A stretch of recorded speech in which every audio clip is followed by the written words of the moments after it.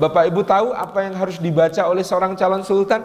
1 kitab Tuhfah, 2 Fathul Mu'in, 3 Fathul Wahab. Yang keempat Sulalatus Salatin, yang kelima Tajus Salatin. Itu kurikulum wajib yang harus dia baca. Seorang sultan pada zaman itu ternyata wajib bisa berbahasa Melayu dan wajib bisa berbahasa Arab selain berbahasa Jawa.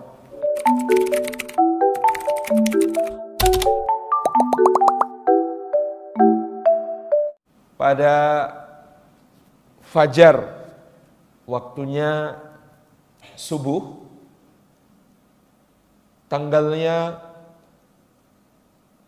11 November 1785, Raden Ayu Mangkorowati, istri dari Bendoro Raden Mas Surojo bin putra mahkota Yogyakarta ketika itu,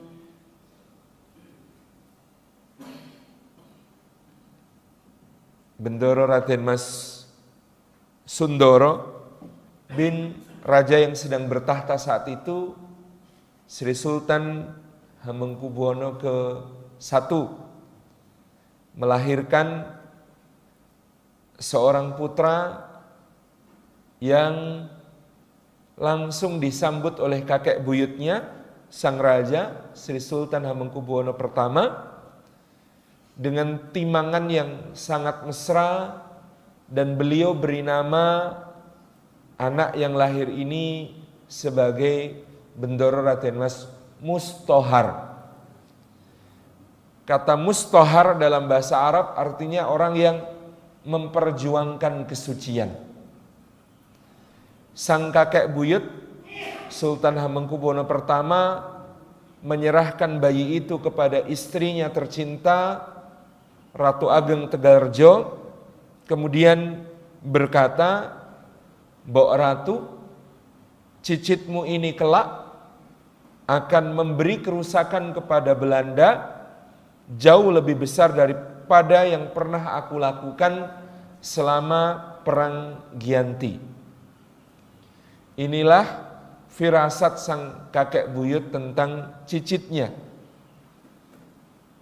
Kakek dari sang bayi kelak akan bertahta sebagai Sri Sultan Hamengkubuwono II, dan ayah dari sang bayi kelak akan bertahta sebagai Sultan Hamengkubuwono III. Sehingga Mustohar adalah putra sulung dari Sri Sultan Hamengkubuwono III di Yogyakarta. Mustohar ini ketika dikhitan diganti namanya menjadi Raden Mas Ontowiryo. Ketika menikah diganti namanya menjadi Bendoro Pangeran Haryo Diponegoro Lurah Pangeran. Jadi orang Jawa itu dulu berbagai peristiwa penting dalam hidup ditandai dengan pergantian nama. Karena dulu belum ada KTP dan nomor induk kependudukan. Sehingga ganti nama itu biasa dan mudah. Kalau sekarang mau ganti nama harus ke pengadilan.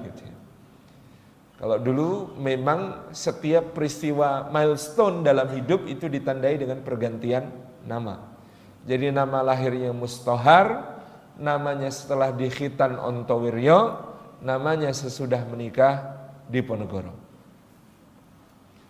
Nah, perlu saya ceritakan bagaimana masa kecil dari sang pangeran yang telah diberikan firasat oleh kakek buyutnya kelak akan memberi kerusakan kepada Belanda lebih besar daripada yang dilakukan kakek buyutnya. Adapun kakek buyutnya kita bisa membaca di dalam sejarah, sang kakek buyut dulu masih bernama Pangeran Mangkubumi, adik dari susunan Pakubuwono II Raja Mataram, mengobarkan perang melawan VOC dari tahun 1746 sampai 1755, 9 tahun lamanya bergerilya dengan wilayah gerilya dari daerah yang sekarang disebut sebagai Antang.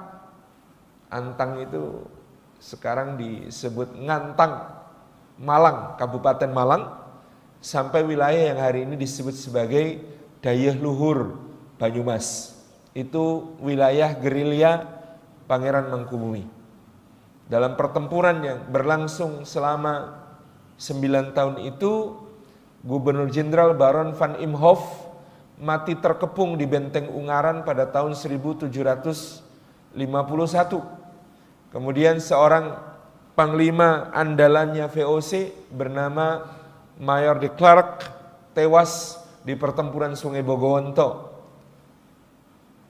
VOC setelah melawan Pangeran Mangkubumi yang luar biasa,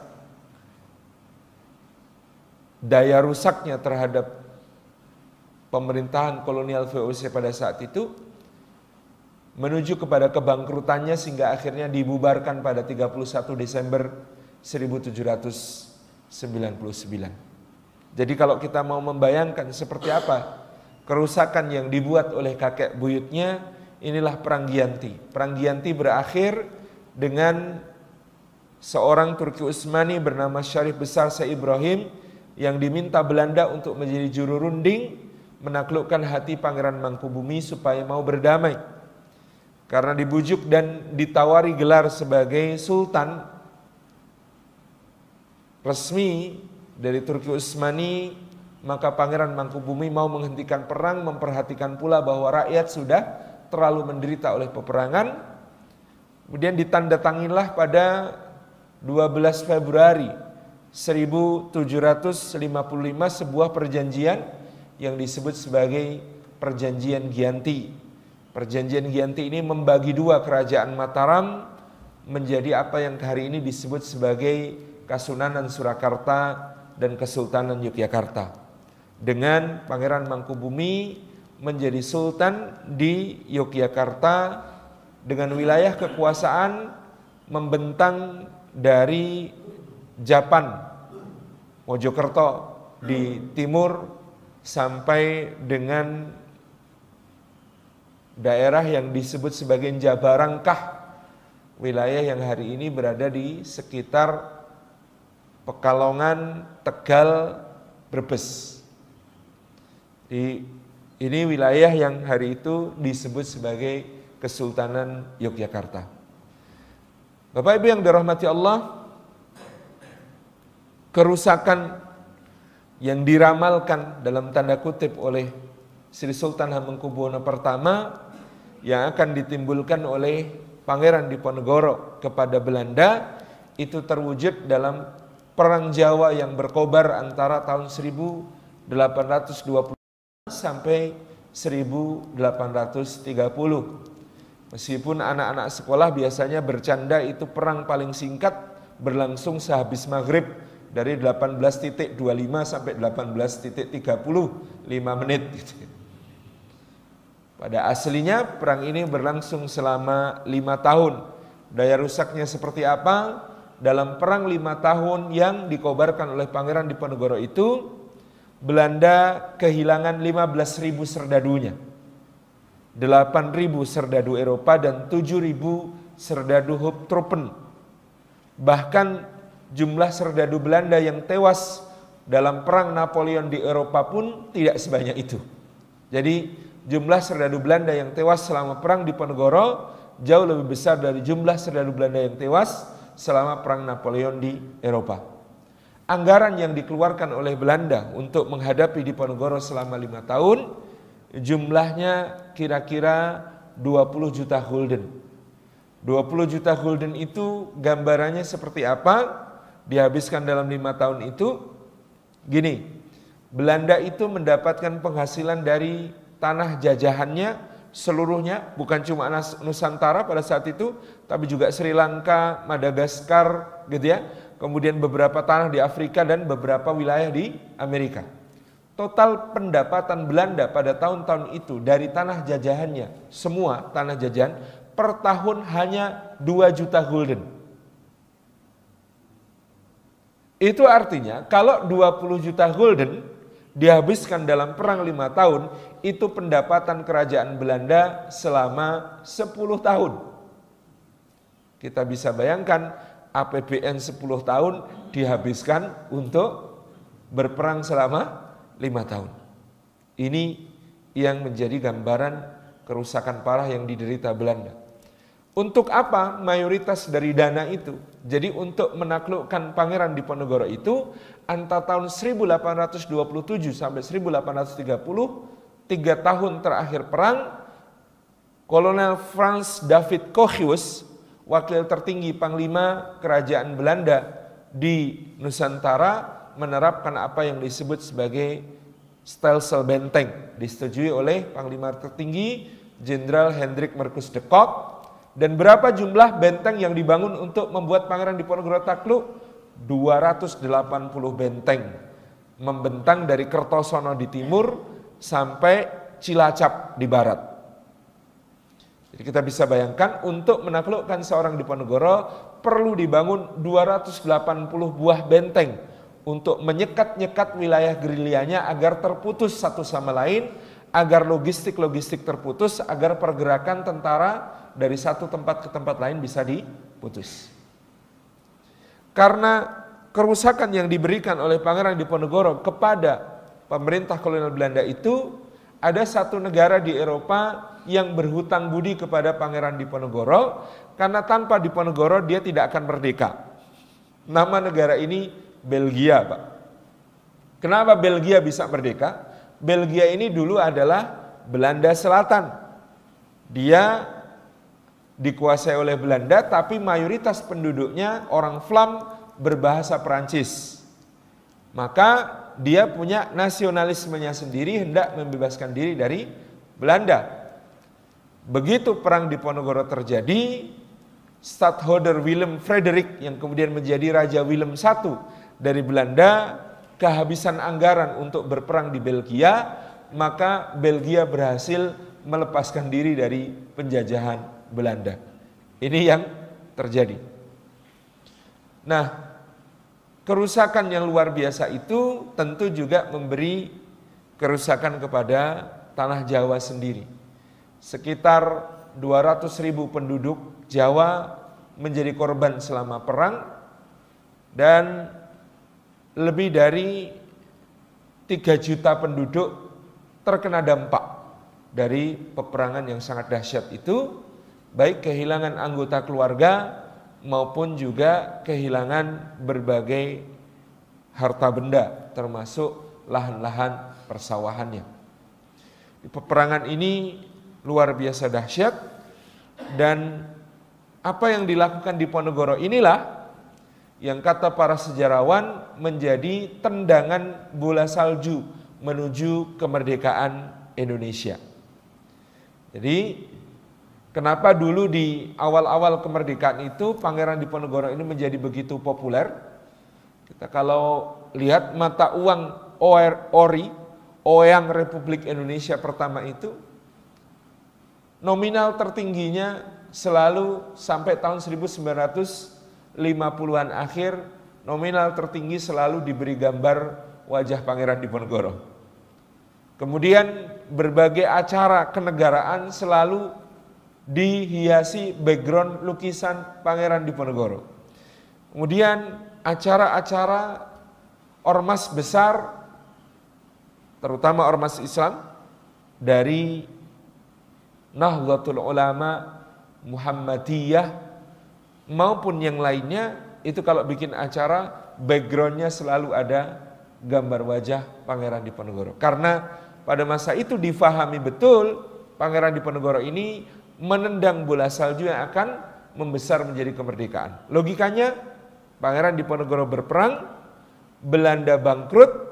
Karena Belanda bangkrut, maka Belanda mengirimkan seorang gubernur jenderal yang jenius, namanya Johannes van den Bos, yang kemudian akan merumuskan sistem penjajahan baru di Nusantara yang akan jadi dosa jariahnya, karena nanti akan diterapkan semua negara penjajah Eropa di berbagai wilayah. Sebelum era Van den Bos, penjajahan itu penjajahan klasik. Penjajahan klasik itu apa yang bisa dirampas, dirampas. Kalau ada Emas perak bisa dirampas, pelabuhan bisa dirampas, hak monopoli bisa dirampas, gitu ya. Kemudian tenaga kerja Rodi bisa dikerahkan. Itu penjajahan para Van den Bosch. Nah, oleh Van den Bosch penjajahan diubah menjadi rintisan sistem penjajahan modern. Apa yang dilakukan? Begitu sampai ke Jawa, dua misinya, satu menghentikan perang Diponegoro, yang kedua mengembalikan kekayaan kerajaan Belanda. Yang dia lakukan memetakan seluruh tanah di Jawa dan Sumatera sesuai dengan peruntukan yang sesuai, ditanami apa. Seluruh Jawa dan Sumatera ketika itu dia petakan, maka tanah yang cocok untuk menanam teh hanya boleh menanam teh. Seluruh penduduknya dipaksa menanam teh. Yang cocok untuk kopi hanya kopi. Yang cocok untuk tebu hanya tebu. Yang cocok untuk nila, hanya nila. Yang cocok untuk kapas, hanya kapas. Yang cocok untuk vanili, hanya vanili. Yang cocok untuk kina, hanya kina. Semuanya disesuaikan dengan tanahnya.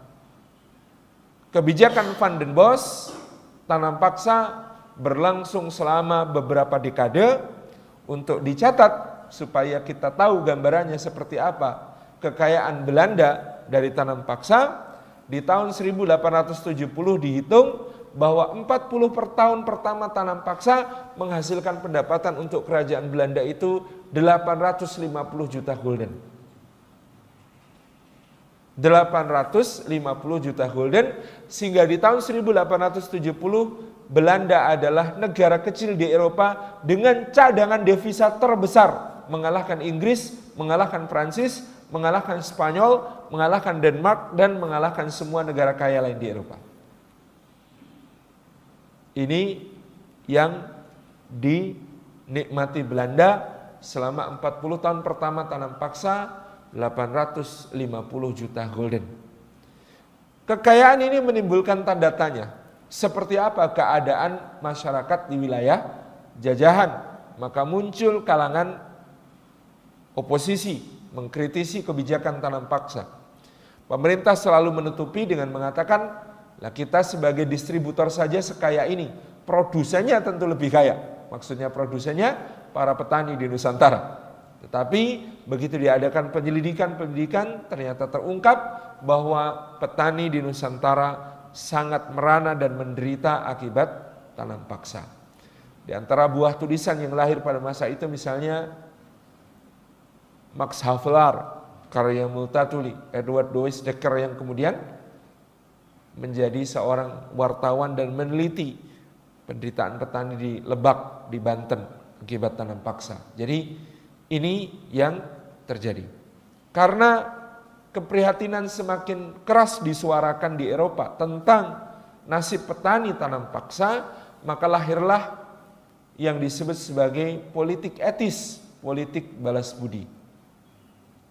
Politik etis, politik balas budi ini yang kemudian menjadikan Belanda harus membangun sekolah-sekolah, rumah sakit, tempat pendidikan di Nusantara, fasilitas-fasilitas umum.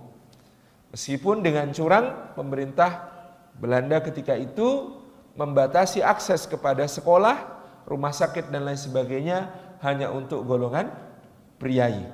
Tetapi ternyata itu sudah cukup untuk membangun suatu kesadaran nasional dari generasi yang lahir menjadi generasi kebangkitan nasional. Dari kebangkitan nasional lahirlah pergerakan kemerdekaan, lalu berpuncak pada proklamasi. Jadi kata para sejarawan, ini urutannya secara sebab akibat, tanpa mengecilkan peran para pejuang lain di berbagai wilayah, tanpa mengecilkan para pahlawan lain yang berjasa besar, tetapi memang secara sebab akibat yang terjadi adalah perang Diponegoro, Belanda bangkrut, tanam paksa, oposisi, politik etis, pergerakan nasional, kebangkitan nasional, pergerakan kemerdekaan, proklamasi. Ini nilai penting. Ketika saya ditanya kenapa yang ditulis sebagai pahlawan Mas Salim milih untuk yang pertama diangkat ini Diponegoro. Karena Diponegoro signifikan. Yang kedua, karena Diponegoro ini milik seluruh Nusantara, bukan cuma milik orang Jawa apalagi orang Yogyakarta. Pada diri Diponegoro mengalir darah berbagai suku bangsa di Nusantara, bahkan berbagai ras dari berbagai negara. Jadi pada diri Diponegoro itu ada darah dari, misalnya dari Jawa jelas, dari Brawijaya V, dari Banda Neira, Maluku Tenggara, ada juga dari Putri Wandan, Ibunda Bondan Kejawan, nenek moyang Wangsa Mataram, istri Brawijaya V itu, Putri Wandan itu berasal dari Banda Neira, Maluku Tenggara. Darah dari Samarkand, Uzbekistan, ada juga. Darah dari Samarkand, Uzbekistan itu melalui Maulana Ishaq bin Maulana Ibrahim As-Samarkandi yang menikah dengan Putri Blambangan. Yang Putri Blambangan ini berarti dia punya darah Blambangan sekaligus darah Bali, karena ibunya berasal dari Bali. Maka di Diponegoro juga ada darah Balinya, yang kemudian melahirkan Maulana Ainul Yaqin, Raden Paku, yang kemudian disebut sebagai Sunan Giri. Dan Sunan Giri ini menurunkan cicit keempatnya, Nyai Sabinah.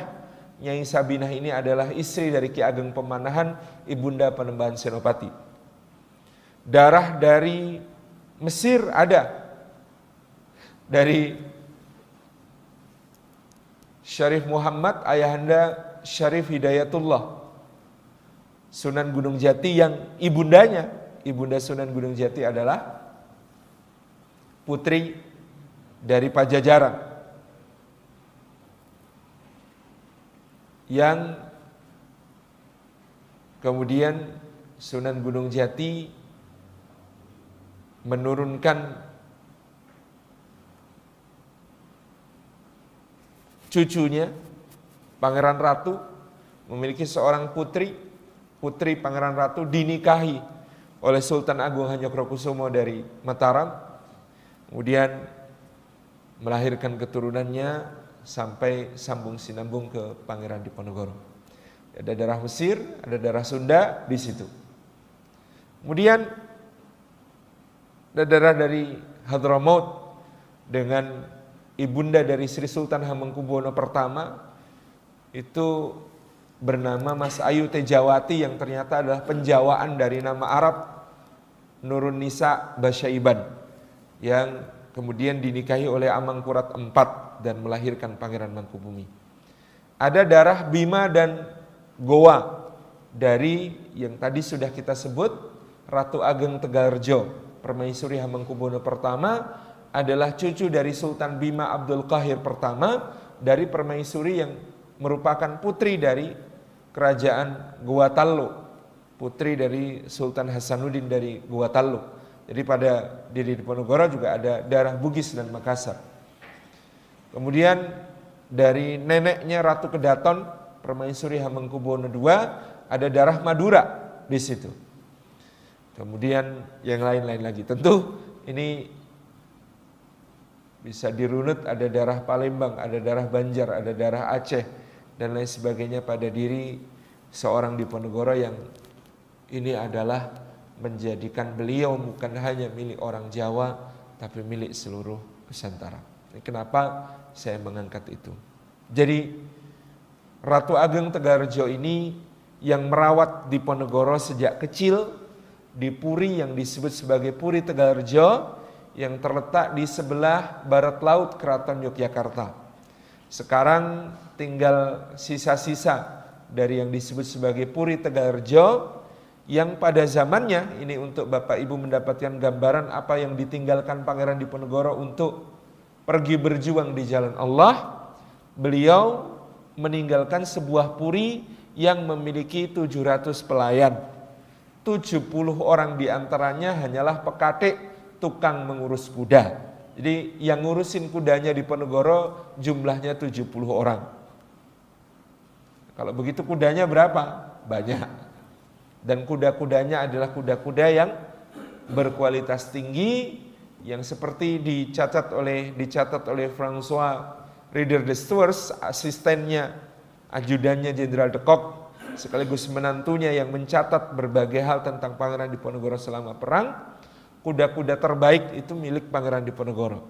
Tidak ada pangeran lain yang punya kuda lebih baik daripada Pangeran Diponegoro, dan kuda-kudanya sangat tangguh, dipakai untuk berperang di dalam alam gerilya.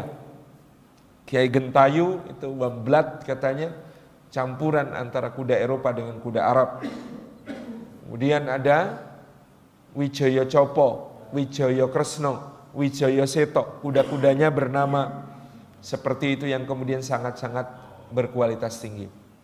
Di Puri Tegalrejo ini membawahi 3.000 kepala keluarga, yang masing-masing kepala keluarga itu adalah petani yang menggarap sawah-sawah yang luas, dan hasil sawah dari Puri Tegalrejo itu dalam setahun bisa dikonsumsi oleh 1/5 penduduk seluruh Kesultanan Yogyakarta.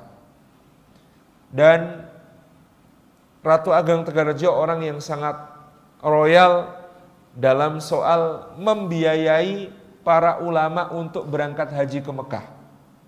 Dan beliau menghimpun para ulama ke Puri Tegalrejo untuk menjadi pengajar, sementara santri-santri berdatangan dari berbagai penjuru untuk belajar.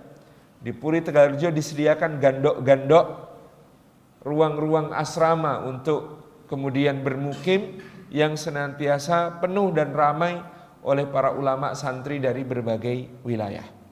Salah satu guru yang didatangkan ke Tegalrejo oleh Ratu Ageng bernama, dalam Babat Diponegoro ditulis namanya Kiai Taptoyani. Kiai Taptoyani ini pasti adalah penjawaan dari nama Syekh Taftazani.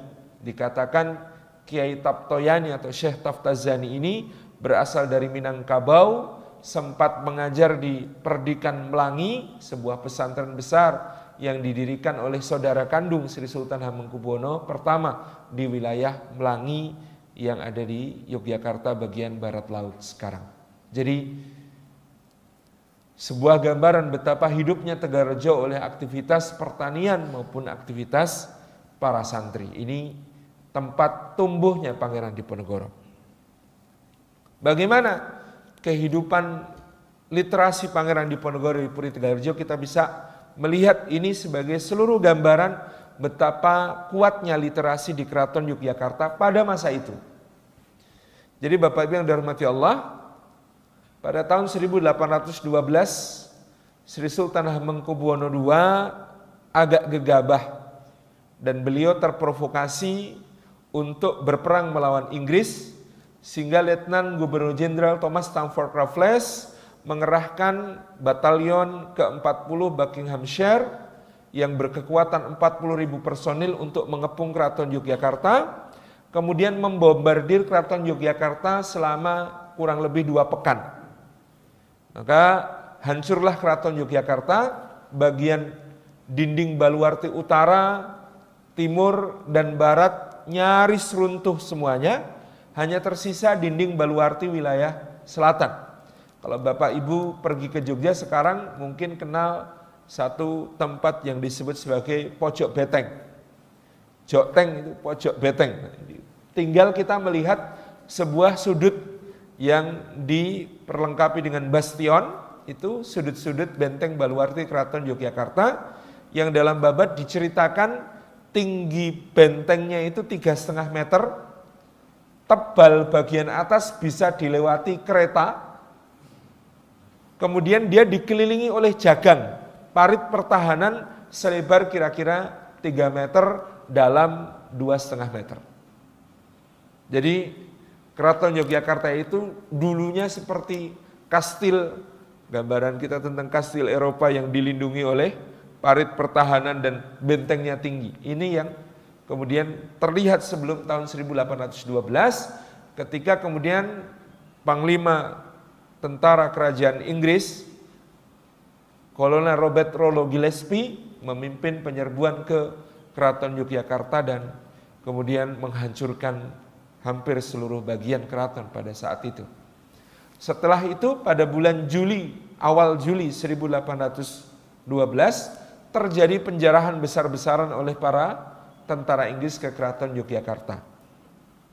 Emas dan perak yang diangkut dari Keraton Yogyakarta pada masa itu konon berpeti-peti dan diperkirakan jumlahnya kalau diuangkan sekarang sekitar 56 miliar pound sterling. Kalau 56 miliar rupiah itu ya banyak, tapi 56 miliar pound sterling berarti kalikan 18.000. Dan itu belum terhitung perhiasan-perhiasan, benda-benda pusaka, dan yang lebih paling membuat miris adalah naskah, buku-buku yang kemudian diangkut oleh Raffles dan residennya John Crawford ke Eropa. Pada tahun 2019 kemarin dipublish bahwa di British Library tersimpan 7.000 kitab, 7.000 buku dari Keraton Yogyakarta, 7.000 naskah. Itu yang masuk secara resmi ke British Library. Kita belum bisa memperkirakan berapa banyak yang ada di koleksi pribadi orang-orang seperti Raffles sampai dia bisa menulis History of Java, orang-orang seperti John Crawford sampai dia bisa menulis History of Java versinya sendiri yang 3 kali lebih tebal daripada bukunya Raffles dan lain sebagainya. Dan dari 7.000 naskah itu, Bapak Ibu yang dirahmati Allah, Keraton Yogyakarta itu di penjarahan Raffles itu konon hanya disisakan yang tampak 2 naskah yang disisakan di Keraton Yogyakarta. Yang satu namanya Kanjeng Kiai Al-Quran, tulisan tangan Al-Quran dari masa Sri Sultan Hamengkubuwono I. Yang kedua adalah serat Kanjeng Kiai Suryorojo yang berisi nasihat-nasihat untuk menjadi raja.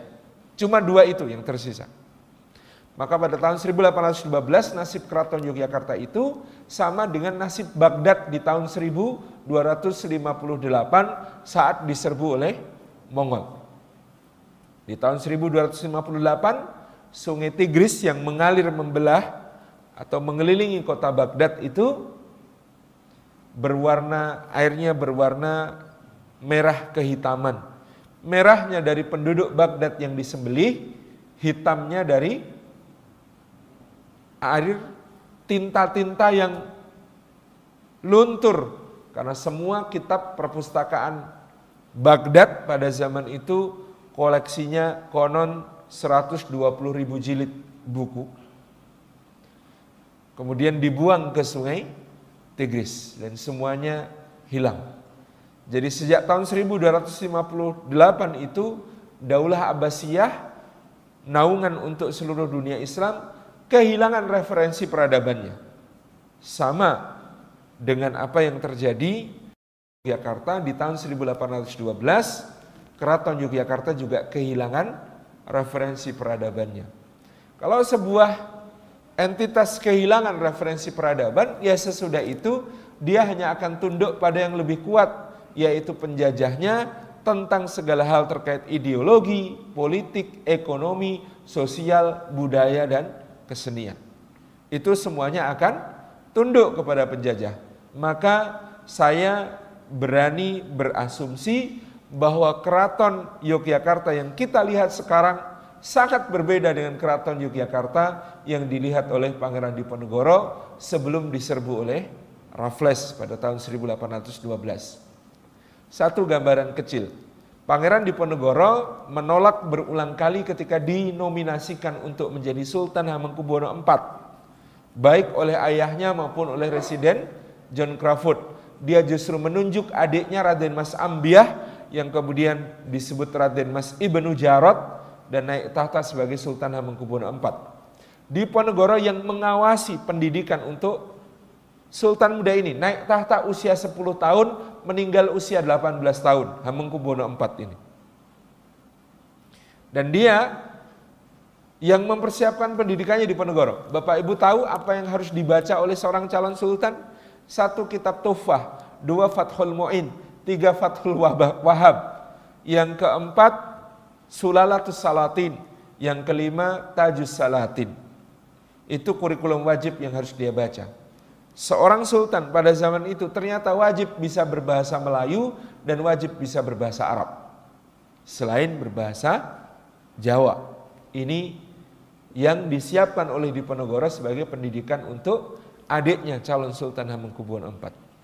Jadi kita membayangkan betapa jauh bergesernya segala hal tentang keraton itu dengan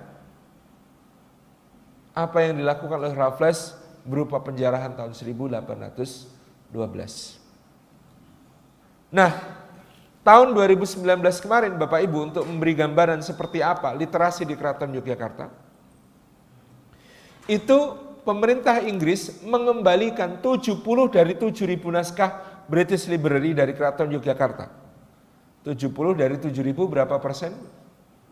1% dikembalikan. Tetapi itu pun dikembalikan bukan barang fisiknya, tetapi file scan digitalnya.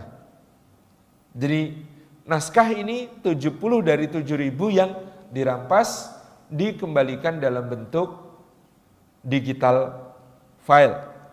Nah, dari 70 naskah yang dikembalikan itu, salah satu yang paling menarik bagi saya adalah sebuah buku berjilid kulit berhias sangat indah. Halaman-halamannya dihiasi dengan kaligrafi dan gitu ya, berbagai ornamen yang sangat detail, bertuliskan huruf Arab Pegon. Huruf Arab Pegon itu tulisannya Arab, dibacanya Jawa. Maka ada huruf-huruf tambahan, misalnya huruf Ain titiknya 3 itu dibaca Eng.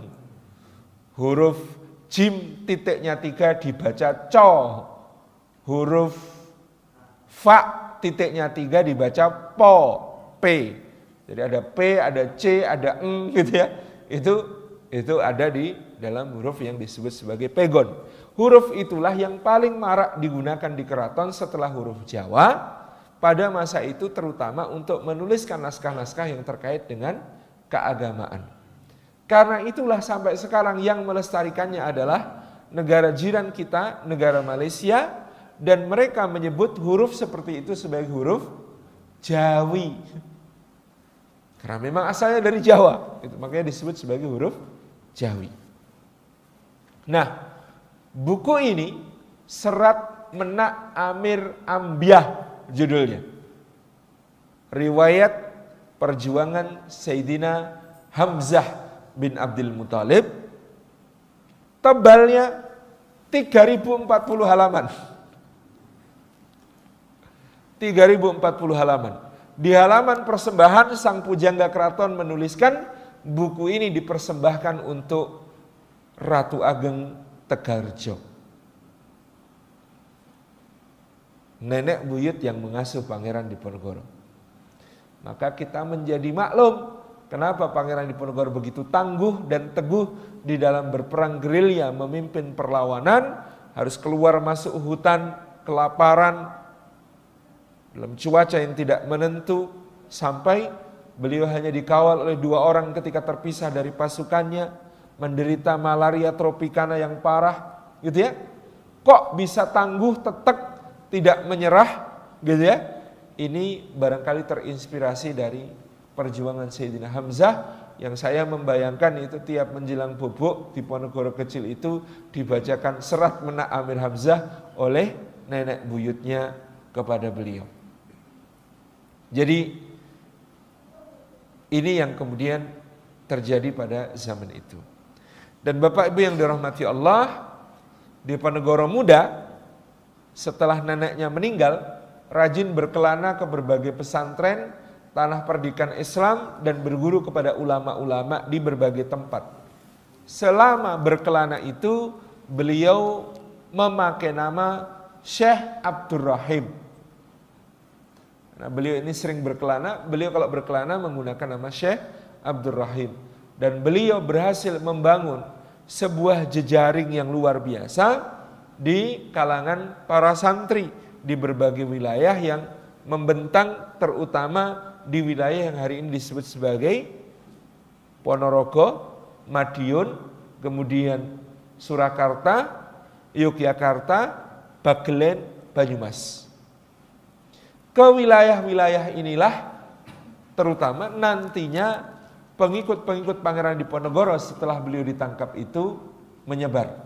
Dan coba penjenengan di Jawa Timur dan Jawa Tengah itu kalau menemukan desa, coba gali riwayat desa itu, dan biasanya para pemuka desa akan sangat bangga menceritakan desa ini didirikan oleh playon Diponegoro. Maksudnya desa ini didirikan oleh prajurit Diponegoro yang kemudian memisahkan diri setelah beliau ditangkap. Itu kebanggaan bagi banyak desa di seluruh Jawa Tengah dan Jawa Timur. Itu bangga sekali kalau disebut bahwa desanya dulu didirikan oleh seorang prajurit dari pasukan Pangeran Diponegoro. Klaim seperti ini gampang ngeceknya. Kalau kita atau penjenengan atau ngecek silsilah keluarga ke rumah inti Tabon yang kira-kira ada di abad ke-19, cek rumah simbah buyut kita misalnya atau simbah canggah kita. Kalau ada pohon sawo jejer-jejer di depan rumah, itu adalah sandi atau kode rumah bagi prajurit Pangeran Diponegoro, pengikut Pangeran Diponegoro. Karena begitu Pangeran Diponegoro ditangkap Belanda di Magelang pada bulan Maret 1830, maka seluruh anak buahnya yang menyebar diberitahu untuk menanam pohon sawo di depan tempat tinggal mereka sebagai sandi antar mereka, bahwa sebagian bahkan percaya Pangeran Diponegoro sedang berangkat naik haji ke Mekah dan nanti akan pulang kembali ke Jawa untuk melanjutkan jihad fisabilillah. Jadi selama nunggu Pangeran Diponegoro itu tanamlah sawo, karena sawo itu adalah kode untuk kata sawu sufufakum. Sawo itu sawu sufufakum. Maka coba di pesantren-pesantren tua, masjid-masjid tua itu hampir selalu didirikan atau ditanam pohon sawo di halamannya. Rumah-rumah para pemuka sepuh ada pohon sawo di hadapannya. Itu adalah sebuah kode, gitu ya. Kalau dzurriyyah Pangeran Diponegoro ditandai rumahnya dengan pohon kemuning. Memang pohon kemuning ini pohon kesayangan Pangeran Diponegoro. Sejak dulu beliau suka sekali duduk di bawah pohon kemuning, karena pohon kemuning ini kalau sedang berbunga, bunganya harum semerbak, kemudian dia biasanya gugur sedikit demi sedikit. Kalau kita duduk di bawahnya itu, rambut kita itu biasanya banyak bunga kemuning yang gugur dari atas itu nempel. Itu harumnya Masya Allah. Jadi itu kesukaan beliau, dan kemudian ini yang ditebarkan. Jadi kalau sudah ada pohon sawonya plus di situ kok ada pohon kemuningnya, gitu ya. Nah, tinggal periksa silsilah. Jangan-jangan keluarga itu adalah keturunan dari salah satu putra Pangeran Diponegoro. Itu yang kemudian selama ini menjadi patokan dari Kang Mas Roni Sodewo, Ketua Paguyuban Trah Pangeran Diponegoro, untuk melacak silsilah. Karena keturunan Pangeran Diponegoro ini banyak yang setelah beliau ditangkap tentu menyembunyikan identitas, tidak mau terungkap identitasnya, sehingga memang agak repot untuk mencari silsilah mereka. Tapi alhamdulillah sampai saat ini bisa dilacak. Mas Roni sudah menyusun galur yang kira-kira beranggota 4.000 orang yang menjadi anggota Paguyuban Trah Pangeran Diponegoro. Beliau memperkirakan jumlah total itu lebih dari 10.000, jelas gitu. Ternyata seorang di abad ke-19 itu, kalau sekarang gandeng ceneng itu sudah puluhan ribu orang. Sekarang rata-rata keturunan ke-7 dan ke-8. Kalau seusia kita ini, ya, dengan masa beliau 7 atau 8 generasi yang terpaut. Dan ini yang kemudian menjadi kode tadi ya, pohon kemuning. Nah, perang Diponegoro ini yang membantah teori kategorisasi masyarakat Jawa oleh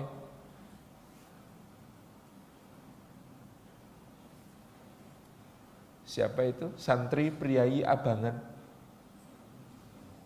yang penelitiannya di Mojokuto alias di Pare, Kediri. menggolongkan masyarakat Jawa menjadi 3 santri, priayi, abangan, dan menurut teori itu mereka satu sama lain tidak pernah bersatu. Perang Diponegoro membantah teori itu karena dalam perang Diponegoro semua santri, priayi maupun abangan bahu-membahu menjadi satu berjuang bersama beliau. Tanggal 18 Juli 1825 Puri Tegalrejo diserbu Belanda. Mengerahkan artileri berat dipimpin oleh asisten residen Chevalier dan diperkuat oleh pasukan Mangkunegaran, Legiun Mangkunegaran maupun pasukan-pasukan yang lain.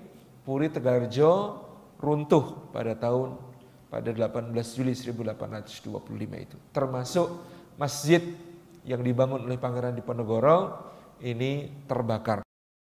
Tidak ada di dalam babat yang beliau sesalkan tentang kehancuran fisik kecuali masjid.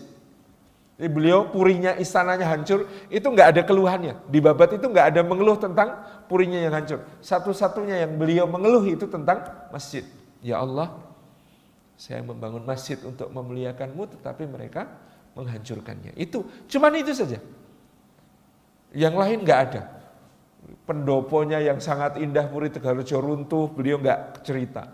Jadi ya, kemudian gandok-gandoknya terbakar gitu ya, bentengnya runtuh. Enggak, beliau enggak cerita tentang puri istananya yang indah itu yang hancur, tapi beliau sangat sedih ketika melihat masjidnya terbakar habis.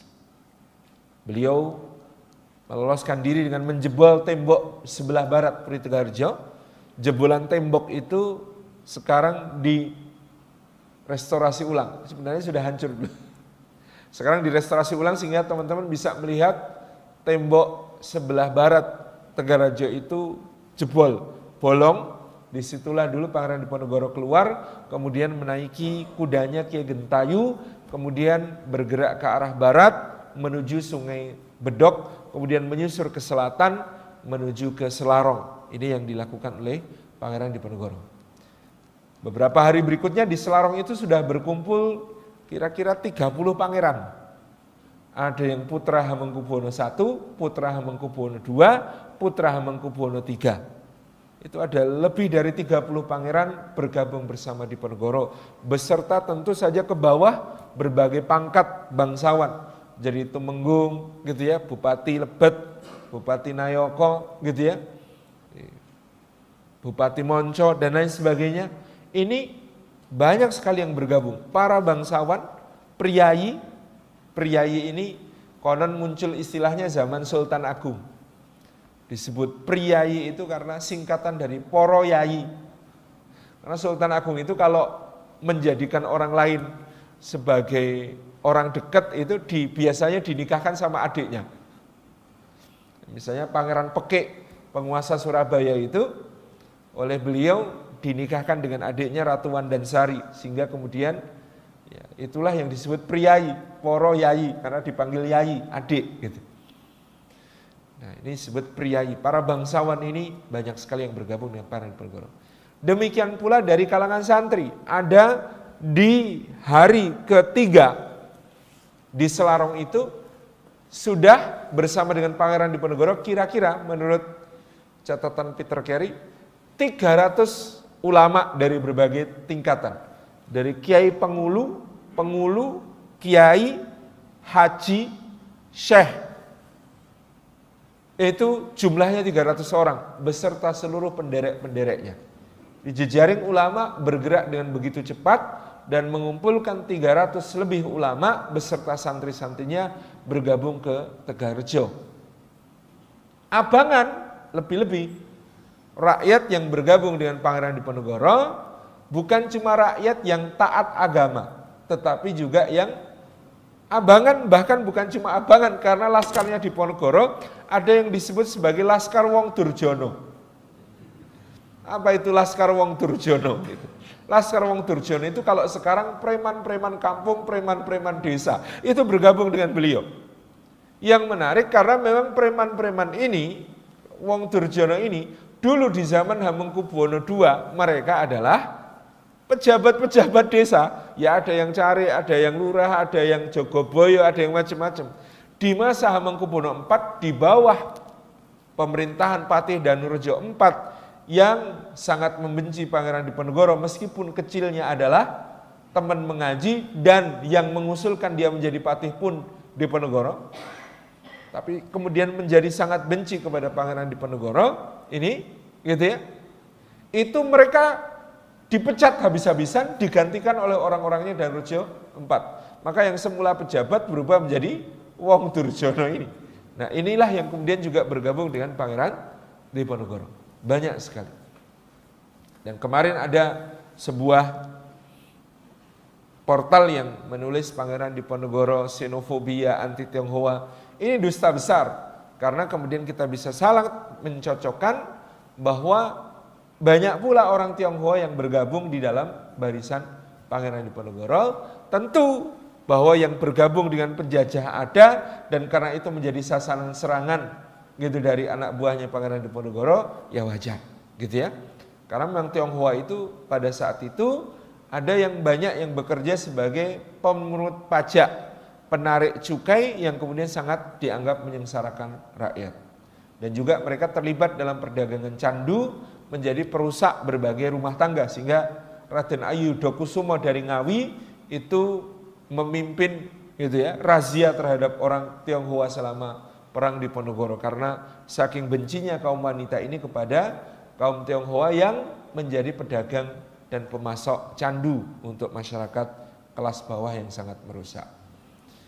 Nah, Bapak Ibu yang dirahmati Allah, terkait dengan jejaring ulama tadi, apa yang dilakukan Pangeran Diponegoro menghimpun para ulama ini juga menjadi satu kekuatan yang luar biasa. Sekaligus Bapak Ibu yang dirahmati Allah, nantinya dengan menyebarnya para laskar santri Pangeran Diponegoro ke berbagai daerah, ini juga menjadi masifikasi dakwah ke berbagai daerah yang dilakukan oleh pengikut Pangeran Diponegoro. Di salah satu eyang saya kan, eyang itu kan banyak jalurnya ya. Kita itu kan punya bapak dan ibu 2, tapi kakek dan nenek 4, kakek buyut dan nenek buyut 8, kakek canggah dan nenek canggah kan 16 gitu ya. Jadi salah satu jalur kakek saya itu Kiai Raden Jokaryo Wongso Dikromo itu punya mushaf tulisan tangan. Dan itu dijadikan sebagai pusaka desa di desa kami, karena ya beliaulah yang kemudian meletakkan dasar dakwah di situ. Saking dulu itu cari mushaf, siapa yang jual kan nggak ada, belum ada percetakan mushaf seperti sekarang. Maka beliau untuk ngajar ngaji itu nulis Qur'annya sendiri. Dari hafalan itu nulis Qur'annya sendiri. Makanya saya ini dibilang sama kakek saya dulu ketika dipondokkan itu, nah ya mbah ini buyut, mbah ini canggah dulu juga kiai, mosok ndak ada yang jadi kiai, wes kowe mangkat mondok sana gitu. Itu karena menyemangati ya, nasab itu kan salah satunya gitu ya, untuk kemudian membuat kita bersemangat melanjutkan yang baik-baik daripada nenek moyang kita gitu ya. Jadi kakek canggah saya itu nulis Al-Quran, masih ada sampai sekarang, saya simpan mushaf tulisan tangan beliau. Jadi ini yang menjadi masifikasi dakwah di berbagai daerah yang kemudian terjadi karena persebaran laskar Pangeran Diponegoro, meskipun tentu saja ada keterbatasan. Jadi sejak terjadinya perang Diponegoro itu, maka Belanda mewaspadai semua pesantren. Jadi maka yang diajarkan di pesantren itu tidak boleh, kalau ngajarin fikih itu hanya toharoh sampai sholat, nggak boleh bablas. Nanti ada fikih zakat, ada fikih jihad, kacau. Maka pelajaran kitab fikih itu di zaman itu stop sampai ke fikih sholat. Stop sampai fikih sholat. Kemudian hadis-hadis juga sangat dibatasi. Maka kemarin kita bercerita bahwa Hadratus Syekh Hasyim Asy'ari adalah orang pertama yang menghidupkan kembali pengkajian hadis Sahih Bukhari di Nusantara, karena dimatikan oleh Belanda sejak perang Diponegoro berakhir.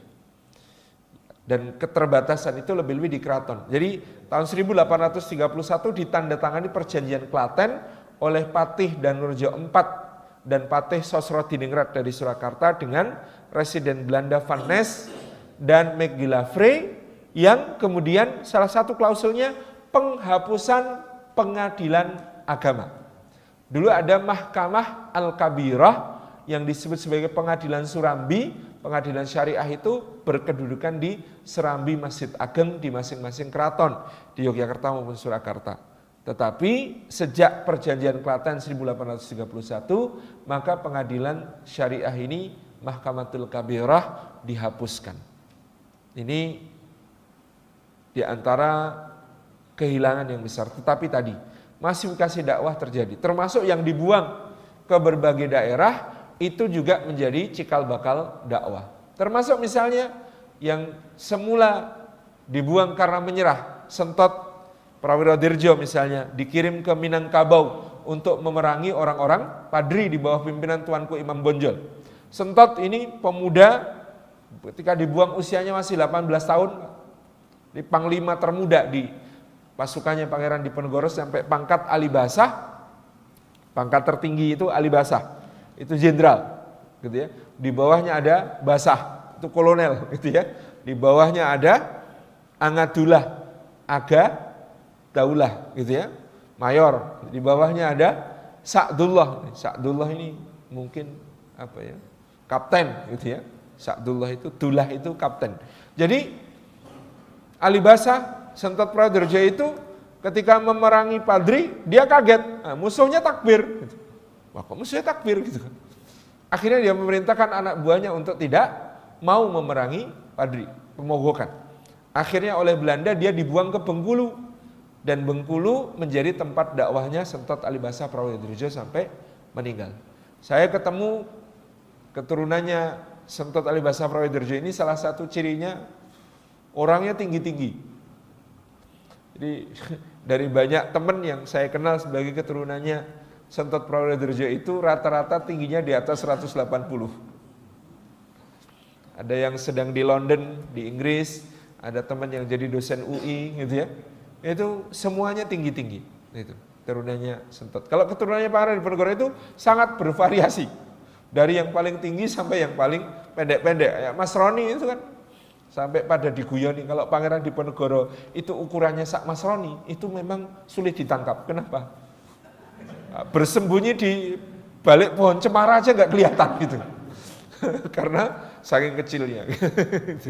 Nah ini bervariasi kalau keturunan beliau. Meskipun saya kok menduga beliau itu tinggi besar. Kalau kita pergi ke Magelang, di museum tempat beliau ditangkap dulu, rumah residen Magelang, itu masih ada replika jubah beliau. Jubah aslinya masih ada, sudah agak lapuk, tetapi kemudian dibikin tiruannya. Kalau kita mau foto bisa pakai jubah itu. Saya ini 174 tinggi saya. Saya lebih pendek daripada bapak saya, lebih-lebih kakek buyut saya. Kakek buyut saya tingginya 184. Nah, saya pakai jubahnya Diponegoro yang di Magelang itu kelangsrah, menjuntai. Padahal gitu ya, seperti diceritakan Kolonel Clearance, Diponegoro itu jubahnya hanya sampai pertengahan betis. Berarti dhuwur gitu. Dan itu menjadi terjelaskan ketika kita ke Makassar, lihat makam beliau, nisannya seberapa? 2 meter, Pak. Panjang nisannya itu luar biasa, gede gitu ya. Itu yang kemudian kita lihat pada diri Pangeran Diponegoro. Jadi yang dibuang ke Tondano namanya Kiai Mojo dan saudara-saudaranya.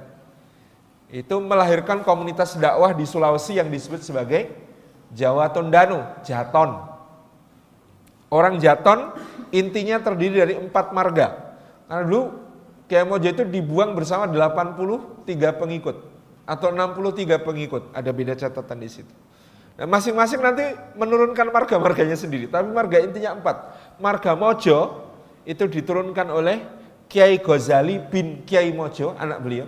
Itu nanti pakai marga namanya Mojo. Sampai sekarang masih pakai marga Mojo. Salah satu yang terkenal keturunannya Kiai Mojo dan wajahnya mirip itu namanya Ahdiat Duta Mojo alias Duta Seila on Seven. Mas Duta itu keturunannya Kiai Mojo yang ketujuh. Dari wajah itu mirip dengan lukisan Kiai Mojo dan beliau sangat bangga sehingga akun medsosnya itu diberi nama Pak Mojo gitu ya. Pak Mojo. Karena ini keturunan Kiai Mojo. Kemudian ada marga Badran dari Kiai Badran. Kiai Badran itu kakak Kiai Mojo. Ayahnya Kiai Mojo juga namanya Kiai Badran Sepuh. Nah, marganya turun namanya marga Badran. Kemudian ada marga Pulukadang karena ada kakaknya Kiai Mojo namanya Kiai Pulukadang. Pulukadang itu nama desa. Badran juga nama desa, Mojo itu juga nama desa. Kan dulu orang menyebut itu bukan nama asli tapi nama kiainya berkedudukan di mana, gitu ya. Kiai Badran, Kiai Pulukadang. Satu lagi, ini marganya agak ke Belanda-Belandaan tapi sebenarnya marga Islami. Sekarang dibaca marganya marga Zis.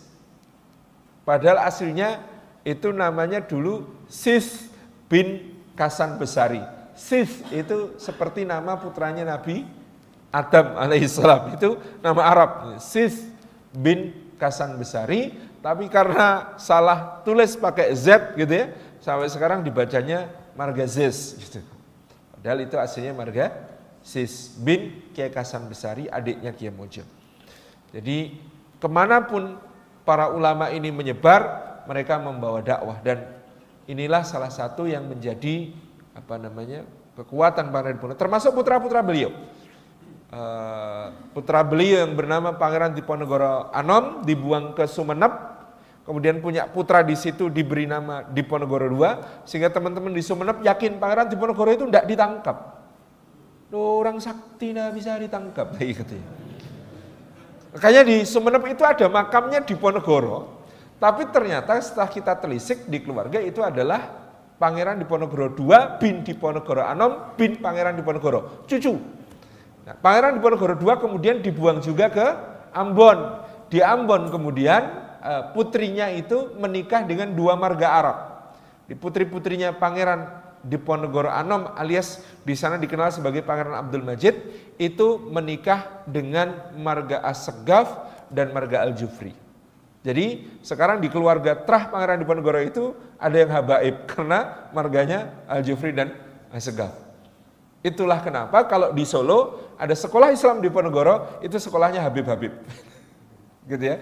Karena ini kaitannya dengan keluarga besar.